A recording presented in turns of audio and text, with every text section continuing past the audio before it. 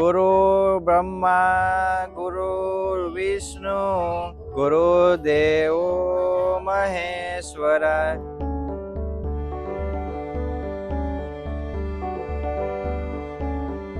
એક ગોલુ નામનો છોકરો હતો, તમારી જેવડો વિજય જેવડો જ હતો.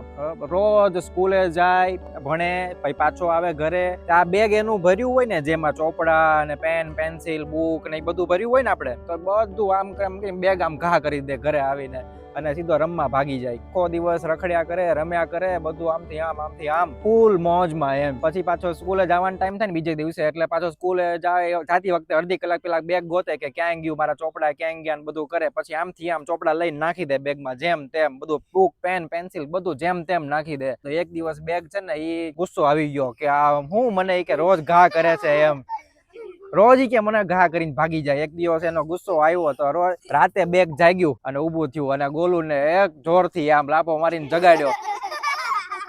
એ કે હું મને કે રોજ ઘા કરે છો, કે મારે કે મારી અંદર બુક ને પેન ને પેન્સિલ ને કે જેમ તેમ કે ભરીને ભાગી જાવ છો. કે મને કે વાગે અંદર. પછી કીધું ઈ કે હવે કે કાલથી જો મને કે ગમે તેમ અંદર નાખ્યો છે ને, ગમે તેમ ઘા કર્યો છે, અને જો પેન પેન્સિલ બુક ઇરેઝર ને એ બધું હોય ને ચેક રબર ને, જો કે ગમે તેમ નાખ્યું અને મને પેન્સિલ કે પેન કે બુક કે કઈ બધું અંદર વાગ્યું તો તારો વારો છે, અને તને કે કોઈ દિવસ હું હારા માર્ક નહીં આપું પરીક્ષામાં. તો રાતે પછી બીન આમને હુઈ ગયો. બીજે દિવસે સવારે જાગ્યો ને, અને યાદ આવ્યું કે આ બેગ કે જો હવે મેં ઘા કર્યું અને હવે હરખી રીતના ચોપડા ન ભર્યા તો હવે મને કોઈ દિવસ માર્ક હારા નહીં આવે. અને બીજી વાર પાછો બેગ આવી અને જાગીને પાછો કે મને ઉપાડી લે, ગામાં લઈ લે.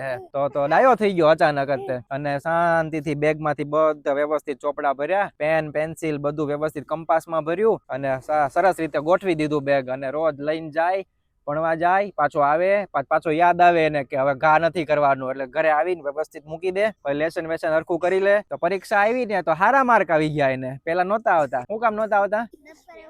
ઘા કરી દેતો તો એટલે આમાંથી આપણે શું શીખ્યા કે બેગ ને ઘા નહીં કરવાનું, વ્યવસ્થિત રાખવાનું. એક બેન કબૂતરાને ચણ નાખવા માટે આવ્યા અને છોકરાઓને ભણતા જોયા, તો એક આખું ચોકલેટ નું બોક્સ આપી ગયા છે કે ચોકલેટ આપો છોકરાઓને મજા આવે. તો આજે બધા છોકરાઓને મોટી મોટી ચોકલેટ મળવાની છે. હા શું કહેવાનું ઈ બેન ને? હા, પછી વિડીયો જોશે ને બેન, આપણા વિડીયો જોવે છે તો એ જોશે ને એટલે એમને ખબર પડી જશે કે છોકરાએ થેન્ક યુ કીધું.